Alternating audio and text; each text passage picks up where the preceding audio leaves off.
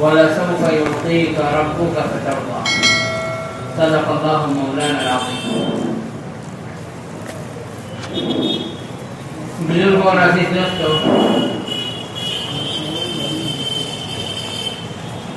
انسان کے لیے جو زندگی ہے، ایک دنیا کی زندگی، ایک موت کے بعد کی زندگی، اور تیسری وہ زندگی ہے جو ہم اور آپ گزار کر آئے ہیں، عالم ارواح کی زندگی، وہاں سے ماں کے پیٹ کی زندگی، اور پھر وہاں سے ہم دنیا کے اندر آئے ہیں۔ اب سبحانہ و تعالی ارشاد فرماتے ہیں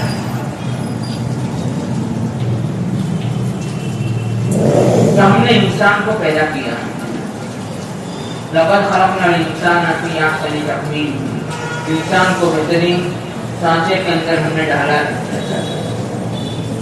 اور ہم سبحانہ و تعالی نے انسان کو پیدا کیا ہے، تو کیسے پیدا کیا ہے؟ خود فرماتے ہیں یا ایھا الناس انا خلقناکم من نطفہ، ایک جگہ فرماتے ہیں یا ایھا الناس انا خلقناکم من ذکر و انثی، ایک مرد اور ایک عورت کے ملنے سے انسان دنیا میں پیدا ہوتا ہے، اور انسان کی حقیقت کہ انسان ایک قطرے سے پیدا ہوتا ہے، پھر ماں کے پیٹ کے اندر جمع ہوا خون بنتا ہے، پھر وہاں سے گوشت کا لوتھڑا بنتا ہے، اور گوشت کے لوتھڑے کے بعد کامل انسان ماں کے پیٹ کے اندر بن جاتا ہے۔ اب سبحانہ و تعالی اپنی قدرت سے ماں کے پیٹ کے اندر روح ڈالتے ہیں، اور پھر اس انسان کو سبحانہ و تعالی دنیا کے اندر پیدا فرماتے ہیں۔ جب وہ بندہ دنیا میں پیدا ہوتا ہے تو حق سبحانہ و تعالی پیدا ہونے سے پہلے اس کی زندگی لکھ دیتے ہیں، اور اس کی روزی لکھ دیتے ہیں، اور شقی ہوگا یا سعید ہوگا، نیک بخت ہوگا یا بدبخت ہوگا، وہ حق سبحانہ و تعالی لکھ دیتے ہیں۔ اور پھر دنیا کی زندگی میں حق سبحانہ و تعالی بندے کو اختیار دیتے ہیں، وہ اختیار ہوتا ہے امتحان کے لیے کہ ہم سبحانہ و تعالی یہ دیکھنا چاہتے ہیں کہ میرا بندہ دنیا کی زندگی میں کیسے زندگی گزار رہا ہے، آیا میرے احکام کے موافق زندگی گزارتا ہے، میرے نبی کے طریقوں کے موافق زندگی گزارتا ہے، یا اپنی منمانی زندگی گزار کر دنیا سے جاتا ہے۔ کہ دنیا کی معمولی سی زندگی ہم سبحانہ و تعالی اس زندگی کے اندر بندے کو اختیار دے دیتے ہیں۔ اگر وہ بندہ اللہ کی اطاعت، اللہ کی فرمانبرداری کے ساتھ اور نبی کے طریقوں کے موافق زندگی گزارتا ہے تو وہ کامیاب انسان ہے۔ اور سبحانہ و تعالی ارشاد فرماتے ہیں کہ ہم نے انسان کو اس طرح پیدا کیا ہے، وہ دنیا میں آتا ہے، پھر دنیا میں آنے کے وقت میں وہ بچہ ہوتا ہے، پھر وہاں سے ہم اس کو ثم لتبلغوا اشدکم، جوانی کی عمر تک حق سبحانہ و تعالی پہنچاتے ہیں، وہ جوان ہوتا ہے۔ حق سبحانہ و تعالی آہستہ آہستہ اس بندے کے اندر طاقت اور قوت کو بڑھاتے رہتے ہیں یہاں تک کہ جوان ہو جاتا ہے۔ تو جوانی کے اندر اس کا جو زمانہ ہوتا ہے وہ طاقت کا اور ہمت کا زمانہ ہوتا ہے، پھر وہ جوان آدمی اس کی جوانی ڈھلنے لگتی ہے اور وہ بوڑھا ہوتا ہے، ثم لتکونوا شیوخا، پھر وہ بوڑھا انسان بن جاتا ہے، اور بوڑھا ہوتے ہوتے اب سبحانہ و تعالی ارشاد فرماتے ہیں وَمِنْكُمْ مَنْ يُرَدُّ إِلَىٰ أَرْذَلِ الْعُمُرِ لِكَيْ لَا يَعْلَمَ بَعْدَ عِلْمٍ شَيْئًا، کہ تم میں سے بعضوں کو ہم ارذل عمر تک پہنچا دیتے ہیں، اتنی بوڑھی عمر تک پہنچا دیتے ہیں کہ اس کی عقل بھی جاتی رہتی ہے، جوانی کے اندر اس کی عقل کامل ہوتی ہے، سمجھ کامل ہوتی ہے، اور بڑھاپے کے اندر وہی عقل مند اور ہوشیار آدمی ایسا ہو جاتا ہے کہ وہ اسے کوئی بات کہو اسے سمجھ میں نہیں آتی۔ تو یہ انسان کی زندگی کا حال ہے۔ تو سبحانہ و تعالی اس انسان کو مادر رحم سے، ماں کے پیٹ سے دنیا کے اندر جنم دیتے ہیں، وہ بچہ ہوتا ہے، اور بچپن کے زمانے میں اب سبحانہ و تعالی نے اسے اختیار دے رکھا ہوتا ہے، یہاں تک کہ جوان ہوتا ہے تو وہ مکلف بن جاتا ہے۔ جیسے ہی وہ بندہ مکلف بنتا ہے تو اب اس کے ہر ادا اور ہر حرکت اور ہر سکنات کا اس کو امتحان ہے. اور سبحانہ و تعالیٰ کے فرشتے ہر وقت اس کی نگرانی اور نگہبانی میں رہتے ہیں. اس کی ہر حرکت کو وہ لکھنا شروع کر دیتے ہیں. اور سبحانہ و تعالیٰ ارشاد فرماتے ہیں ان علیکم لحافظین کراما کاتبین یعلمون ما تفعلون. تو سبحانہ و تعالیٰ نے تم پر حفاظت کرنے والے فرشتے مقرر کر رکھے ہیں. وہ شریف ہیں اور لکھنے والے ہیں. ہر انسان کی ہر حرکت کو وہ لکھتے ہیں. وہ کیا کام کر رہا ہے, کس کام کو انجام دے رہا ہے, کیا چیز کا وہ ارادہ کر رہا ہے, کہاں جا رہا ہے, ہر حرکت کو سبحانہ و تعالیٰ کے وہ فرشتے لکھتے رہتے ہیں. انسان ہمیشہ اللہ کی نگرانی میں ہے. آج دنیا کے اندر آدمی کو معمولی سے چور کا خوف ہوتا ہے تو چور کو ڈرانے کے لیے وہ لکھتا ہے کہ تمہیں CCTV کیمرہ نہیں نظروں میں. آپ کیمرے کی نگاہ میں ہیں, آپ کی ہر حرکت کو محفوظ کیا جا رہا ہے. آپ یہاں جو بھی حرکت کریں گے وہ ہمارے کیمرے میں محفوظ ہو جائے گی. آپ کی غلط حرکت کی وجہ سے ہم کہیں سے بھی آپ کو پکڑیں. آج انسان یہ لکھتا ہے, لیکن آپ سبحانہ و تعالیٰ نے تو 1400 سال پہلے کلام پاک میں کہہ دیا ان علیکم لحافظین کراما کاتبین یعلمون ما تفعلون, کہ تمہارے اوپر ہم نے حفاظت کرنے والے فرشتے مقرر کر رکھے ہیں. جنات انسان کا بہت بڑے دشمن ہے. جنات جتنے ہیں شیاطین ہیں, یہ انسان کے دشمن ہیں. احادیث میں آتا ہے کہ اگر حق سبحانہ و تعالیٰ کی جانب سے حفاظت کرنے والے فرشتے مقرر نہ ہوں تو یہ جنات ایسی حرکت کرے کہ انسان کو فوراً قتل کر دیں. لیکن حق سبحانہ و تعالیٰ نے ہر انسان کے ساتھ حفاظت کرنے والے فرشتے لگا رکھے ہیں, جس کی وجہ سے وہ انسان محفوظ رہتا ہے. جو یہ فرشتے حفاظت بھی کرتے ہیں, ساتھ میں وہ فرشتے نیک ہیں اور انسان کی ہر حرکات اور ہر سکنات کو وہ لکھتے رہتے ہیں. اور حق سبحانہ و تعالیٰ ارشاد فرماتے ہیں یعلمون ما تفعلون, جو کام تم کرتے ہو, جو حرکتیں کرتے ہو, یہ فرشتے جانتے ہیں, وہ محفوظ کر رہے ہیں. اور اس سے بڑھ کر حق سبحانہ و تعالیٰ کلام پاک میں ارشاد فرماتے ہیں کہ تمہارے شہرت کے اندر, دل کے اندر جو گمان آتا ہے وہ بھی ہمیں معلوم ہے. تم ہماری نظر سے کہیں بھی چھپے ہوئے نہیں ہو. ہر وقت تم ہماری نگرانی میں ہو, ہر وقت ہماری نگاہ تم پر ہے. تمہاری ہر چیز ہم محفوظ کر رہے ہیں. تو میرا عزیز ہو, سبحانہ و تعالیٰ انسان کو جوانی کی عمر تک پہنچاتے ہیں اور جوانی کے بعد اس آدمی کے پاس اختیار ہوتا ہے کہ بھائی تمہیں اچھے اعمال کرنے ہیں, اچھے کام کرنے ہیں تو اس طرف جاؤ, برے کام کرنے ہیں تو بھی دنیا کے اندر فوراً سبحانہ و تعالیٰ کی طرف سے عذاب اور پکڑ نہیں آ جاتی, بلکہ اللہ رب العزت انسان کو ڈھیل دیتے رہتے ہیں. لیکن یہ ساری کی ساری چیزیں حق سبحانہ و تعالیٰ کے یہاں محفوظ ہوتی ہیں. پھر اس کے بعد آدمی جوان ہوتا ہے, جوانی کے بعد وہ بڑھاپے کی عمر تک پہنچتا ہے. تو بڑھاپے کے اندر سبحانہ و تعالیٰ کئی لوگوں کو اتنی عمر دے دیتے ہیں, کئی لوگوں کو اتنی عمر دے دیتے ہیں کہ وہ ان کے حافظے تک ختم ہو جاتی ہے. ان کا حال یہ ہو جاتا ہے کہ وہ موت کی تمنا کرنے لگتے ہیں, موت کا انتظار کرنے لگتے ہیں. اتنی زندگی کسی کو دے دیتے ہیں اور کسی کو کم عمر میں لے لیتے ہیں. اور سبحانہ و تعالیٰ نے ہر انسان کی زندگی لکھ رکھی ہے کہ اس آدمی کو اتنی زندگی دنیا کے اندر گزارنی ہے. اور نبی علیہ السلام نے ارشاد فرمایا اعمار امتی ما بین 60 الی 70 وقلیل من یتجاوز منها. عام عمر اس امت کی 60 سال سے 70 سال کے بیچ کی ہوتی ہے.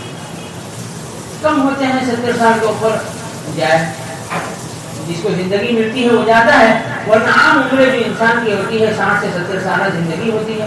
اور اس 60 سالہ 70 سالہ زندگی حق سبحانہ و تعالیٰ نے محفوظ کر رکھی ہے. اور حق سبحانہ و تعالیٰ نے اس 60 سالہ 70 سالہ زندگی کے اندر انسان کو اختیار دے رکھا ہے کہ انسان کیا کام کرتا ہے. اور حق سبحانہ و تعالیٰ نے انسان کو یہ سمجھا دیا کہ تمہاری اصل زندگی آخرت کی زندگی ہے, تمہاری اصل زندگی مرنے کے بعد کی زندگی ہے. اور حق سبحانہ و تعالیٰ نے اسی زندگی کے لیے دنیا کے اندر ہمیں بھیجا ہے کہ ہم اس دنیا کی زندگی میں رہ کر آخرت کی زندگی کی تیاری کریں. اور انبیاء علیہ السلام جو اس دنیا میں تشریف لائے وہ انسانوں کو آخرت کی زندگی سمجھانے کے لیے آئے. دنیا کی زندگی ایک دھوکہ ہے. آپ سبحانہ و تعالی ارشاد فرماتے ہیں وَمَا الْحَيَاةُ الدُّنْيَا إِلَّا مَتَاعُ الْغُرُورِ کہ دنیا کی زندگی دھوکے کا سامان ہے. وَلَا يَغُرَّنَّكُمُ الْحَيَاةُ الدُّنْيَا وَلَا يَغُرَّنَّكُمْ بِاللَّهِ الْغَرُورُ کہ دنیا کی زندگی تمہیں ملی ہے تو اس کے اندر زیب و زینت اور اس کی دنیا کی رونق تم کو دھوکے میں نہ ڈالے. دنیا کی زندگی کی رونق تمہیں دھوکے میں نہ ڈالے. وَلَا يَغُرَّنَّكُمْ بِاللَّهِ الْغَرُورُ اور اس دنیا کے اندر انسانوں کو بہکانے کے لیے ہم نے شیطان کو لگا رکھا ہے. یہ شیطان تمہیں دنیا کے اندر نہ پھنسا دے اور یہ دھوکے باز شیطان کی وجہ سے تم دھوکے میں نہ پڑ جاؤ. اب سبحانہ و تعالی انسانوں کو سمجھاتے ہیں وَلَا يَغُرَّنَّكُمُ الْحَيَاةُ الدُّنْيَا وَلَا يَغُرَّنَّكُمْ بِاللَّهِ الْغَرُورُ کہ تم کو دنیا کی زندگی دھوکے میں نہ ڈالے اور یہ شیطان دھوکے باز تمہیں دھوکے میں نہ ڈالے. یہ دنیا کی زندگی اصل زندگی نہیں ہے. اصل زندگی آخرت کی زندگی ہے. اور آخرت کی زندگی بنانے کے لیے حق سبحانہ و تعالی نے انبیاء علیہ السلام کو دنیا میں بھیجا جو انسانوں کو یہ سمجھاتے ہیں کہ اصل زندگی آخرت کی زندگی ہے. وہ دنیا کے اندر انسانیت کو ایک اللہ کی طرف بلانے کے لیے آتے ہیں. وہ دنیا کے اندر انسانوں کو آخرت سمجھانے کے لیے آتے ہیں. حق سبحانہ و تعالی ارشاد فرماتے ہیں بل تؤثرون الحیات الدنیا والآخرۃ خیر وابقی تم دنیاوی زندگی کو ترجیح دیتے ہو, اس زندگی کو حقیقی زندگی سمجھتے ہو, حالانکہ آخرت کی زندگی زیادہ بہتر اور زیادہ باقی رہنے والی. دنیا کی زندگی 60 سال 70 سال 80 سال 100 سال میں ختم ہو جاتی ہے, لیکن آخرت کی زندگی ہمیشہ ہمیشہ کی زندگی. دنیا کی زندگی کے اندر انسان کے پاس اگر مال و دولت اور عیش و عشرت کے اسباب ہوتے ہیں تو وہ خوش ہوتا ہے, اور یہ اسباب نہیں ہوتے ہیں وہ آدمی پریشان ہوتا ہے. آخرت کی زندگی کے اندر اگر اچھے اعمال کر جاتا ہے اور آخرت کی نعمتوں میں ہے تو وہ ہمیشہ ہمیشہ کے لیے مزے کی زندگی گزارے گا. اور سبحانہ و تعالیٰ کی طرف سے اس کو اتنی نعمتیں ملے گی کہ وہ دنیا کی زندگی کو بھول جائے گا. حدیث پاک میں اللہ کے نبی علیہ السلام ارشاد فرماتے ہیں کہ دنیا کے اندر رئیسانہ زندگی گزارنے والا, عیش و عشرت کی زندگی گزارنے والا, جیسے ہی وہ آخرت میں پہنچے گا اور آخرت کی زندگی کے اندر وہ بدبخت ہوگا اور حق سبحانہ و تعالیٰ کے عذاب کے اندر جب وہ پہنچے گا تو اسے پوچھا جائے گا کہ کیا تمہیں کبھی کوئی راحت پہنچی ہے؟ وہ کہے گا راحت تو نہیں, راحت میرے آس پاس سے بھی نہیں گزری. دنیا کی زندگی کے سارے عیش و عشرت اور دنیا کی زندگی کے سارے راحت کے سامان کو بھول جائے. اور ایک وہ انسان جو دنیا کے اندر پریشانی کے ساتھ لیکن اللہ کے احکامات کے ساتھ پیارے آقا محمد رسول اللہ صلی اللہ علیہ وسلم کے طریقوں کے ساتھ اس نے زندگی گزاری ہوگا, لیکن دنیاوی اسباب سے وہ خالی ہوگا, دنیا میں پریشانی کی زندگی گزار کر ایمان کے ساتھ دنیا سے گیا ہوگا, اور آخرت کی نعمتوں میں جب وہ پہنچے گا تو اسے پوچھا جائے گا کہ کبھی کوئی تکلیف تمہیں پہنچی ہے؟ وہ کہے گا تکلیف کیا, تکلیف نامی کوئی چیز میرے قریب سے بھی نہیں گزری. تو اصل زندگی آخرت کی زندگی ہے, اصل راحت آخرت کی راحت ہے. دنیاوی زندگی یہ محض دھوکہ ہے اور کچھ دن اس دنیا کے اندر ہمیں رہنا ہے, ورنہ اصل زندگی تو آخرت کی زندگی ہے. اور ہم سبحانہ و تعالی نے ہمیں آخرت ہی کے لیے دنیا کے اندر بھیجا ہے, اور آخرت کی تیاری کرنے کے لیے یہ دنیا آخرت کی تیاری کرنے کی جگہ ہے. اور ہم سبحانہ و تعالی ارشاد فرماتے ہیں من کان یرید حرث الآخرہ نزد له فی حرثہ ومن کان یرید حرث الدنیا نؤتہ منہا وما له فی الآخرۃ من نصیب. کہ جو آدمی آخرت کی کھیتی کا طالب ہوتا ہے ہم اس کی کھیتی میں اضافہ کرتے رہتے ہیں. یعنی جو آخرت کی زندگی کی ترقی کو چاہتا ہے حق سبحانہ و تعالی اسے آخرت کے اعتبار سے ترقی دیتے رہتے ہیں, اور جو آدمی دنیا چاہتا ہے, دنیا کی نعمتیں چاہتا ہے, حق سبحانہ و تعالی ارشاد فرماتے ہیں اس کے مقدر میں ہوتی ہے ہم اسے دے دیتے ہیں, لیکن آخرت میں اس کا کوئی حصہ نہیں.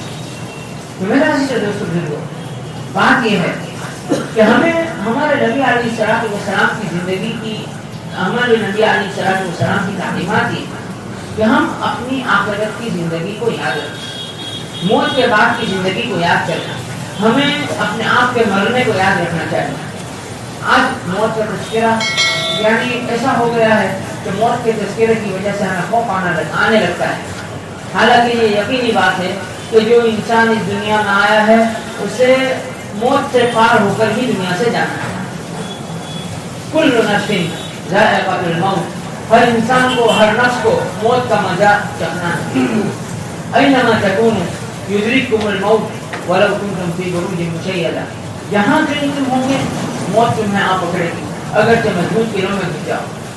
تو موت سے کسی انسان کو مفر نہیں، کوئی انسان موت سے چھٹی نہیں لے سکتا، ہر انسان کو موت کا مزہ چکھنا ہے۔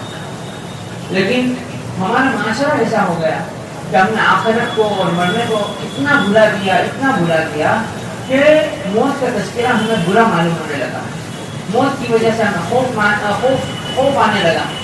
حالانکہ نبی علیہ السلام ارشاد فرماتے ہیں کہ موت تو مومن کے لیے تحفہ ہے۔ نیک آدمی کو جب موت آتی ہے تو یہ سوچتا ہے کہ دنیا سے جمنے سے مجھے آزادی مل گئی اور وہ آخرت کی نعمتوں میں پہنچ جاتا ہے۔ تو مومن کے لیے تو اللہ کے نبی علیہ السلام نے موت کو تحفہ بتلایا ہے۔ اور نبی علیہ السلام کی زندگی ہم دیکھتے ہیں کہ آپ علیہ السلام کا معمول تھا کہ آپ علیہ السلام کثرت سے موت کو یاد کرتے، اللہم بارک لی فی الموت وفیما بعد الموت۔ روایتوں میں آتا ہے کہ اس دعا کو جو آدمی 25 مرتبہ دن میں پڑھے گا، اگر اسی دن مر گیا شہید مرے گا۔ اور اس دعا کا معنی کیا ہے کہ اللہ میرے لیے میری موت میں برکت عطا کر اور موت کے بعد کی زندگی میں میرے لیے برکت عطا کر۔ یعنی ہمیں یاد دلایا گیا ہے کہ دن میں 25 مرتبہ کم سے کم ہم اپنی موت کو یاد کریں، مرنے کو یاد کریں کہ ہمیں اس دنیا کو چھوڑ کر جانا ہے، اس دنیا میں ہمیں ہمیشہ نہیں رہنا ہے۔ اور سبحانہ و تعالیٰ نے اس دنیا کو انسانوں کے لیے عبرتگاہ بنایا ہے۔ اور سبحانہ و تعالیٰ ارشاد فرماتے ہیں کیا تم آسمان و زمین میں غور نہیں کرتے؟ اولم یسیروا فی الارض، کیا زمین میں چلتے پھرتے نہیں ہیں؟ فینظروا کیف کان عاقبۃ الذین من قبلہم، کہ زمین میں چل پھر کر نہیں دیکھتے ہیں کہ پہلے جو اس دنیا میں آئے تھے ان کا کیا انجام ہے۔ اس دنیا کے مالک ہم سے پہلے کوئی اور تھے، 50 سال 60 سال 70 سال پہلے جس گھر میں ہم رہتے ہیں اس زمین کا مالک کوئی اور تھا، اور اسے اپنی زمین پر، اپنی چیز پر، اپنی جائیداد پر ناز تھا، اور وہ ایسی تیاری کر رہا تھا کہ اسے اس دنیا کو چھوڑ کر جانا نہیں، لیکن دنیا چھوڑ کر وہ چل دیا۔ اور ہم میں سے ہر ایک اس دنیا کو چھوڑ کر چلنے والا ہے، جانے والا ہے۔ آج اگر اس پراپرٹی پر اور اس جائیداد پر ہمارا نام ہے، کل ہمارا نام یہاں سے مٹنے والا ہے، اور اس چیز کا مالک اور کوئی ہونے والا ہے۔ بڑے بڑے نامور بادشاہ دنیا کے اندر آئے جنہیں اپنی حکومت پر ناز تھا، بڑے بڑے طاقتور اس دنیا میں آئے جنہیں اپنی طاقتوں پر ناز تھا، بڑے بڑے عہدے والے اس دنیا کے اندر آئے انہیں اپنے عہدوں پر ناز تھا، ان کے دماغ کے اوپر مستی تھی اور اس وقت وہ کچھ سمجھتے نہیں تھے کہ وہ کیا کر رہے ہیں۔ آپ دیکھیں اور سبحانہ و تعالی کلام پاک میں 30 پارے ہیں، 28 پاروں کے اندر موسیٰ اور فرعون کا تذکرہ ہے۔ حضرت موسیٰ علیہ السلام اللہ کے نبی اور ان کے مقابلے میں فرعون جو اس وقت کا بادشاہ ہے، اور اسے اتنا فخر تھا، اتنی اکڑ تھی، اپنے مال و دولت، اپنی جائیداد کے اوپر اکڑتا تھا۔ وہ اپنی قوم کے سامنے فخریہ کہتا تھا کیا تم موسیٰ پر ایمان لاتے ہو؟ تمہیں میری حالت پتہ نہیں ہے۔ وَهَٰذِهِ الْأَنْهَارُ تَجْرِي مِن تَحْتِي أَفَلَا تُبْصِرُونَ أَمْ أَنَا خَيْرٌ مِّنْ هَٰذَا الَّذِي هُوَ مَهِينٌ وَلَا يَكَادُ يُبِينُ، کیا تم دیکھتے نہیں ہو یہ نہریں میرے محل کے نیچے سے بہہ رہی ہے؟ تمہیں نظر نہیں آتا کہ میرے پاس کتنا مال و دولت ہے؟ یہاں تک کہ وہ یہ دعویٰ کرتا تھا انا ربکم الاعلی، کہ میں ہی تمہارا پروردگار ہوں۔ اپنے وزیر حامان سے کہتا تھا یا حامان ابن لی صرحا لعلی ابلغ اسباب السماوات فاطلع الی الہ موسیٰ وانی لاظنہ کاذبا، کہ حامان ایک اونچا سا گنبد بناؤ، چڑھ کر میں موسیٰ کے رب کو دیکھنا چاہتا ہوں کہ اس کا رب کہاں ہے اور کون ہے۔ میں تو موسیٰ کو جھوٹا خیال کرتا ہوں کہ موسیٰ جھوٹ بول رہا ہے. کتنا فخر، کتنا اکڑ، کتنا غرور، مال و دولت اور عہدے پہ بادشاہ کا غرور، اتنا غرور تھا کہ اس نے اپنے آپ کو رب کہہ دیا.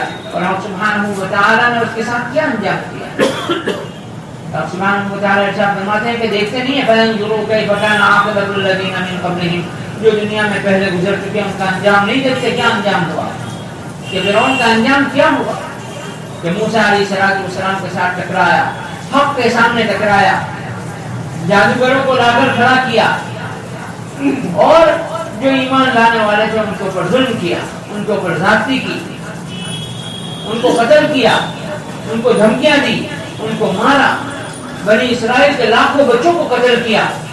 انجام کیا ہوا؟ کیا فرعون اس دنیا میں ہمیشہ ہمیشہ رہا؟ آج بھی اس کا نام عبرت کے لیے باقی ہے. اللہ سبحانہ و تعالیٰ نے اس کو انسانوں کے قیامت تک کے آنے والے انسانوں کے لیے نشان عبرت بنا دیا کہ دیکھو فرعون، جس فرعون نے موسیٰ کے سامنے اپنی عقل کے گھوڑے دوڑائے اور جس نے اپنی طاقت اور اپنی حکومت پر اور اپنی عقل کے اوپر غرور کیا، ناز کیا، اس کا حال دیکھو کہ آج بھی اس کی لاش کو ہم نے دنیا کے لوگوں کے لیے عبرت بنا رکھا ہے. 40 ہاتھ لمبا آدمی ہے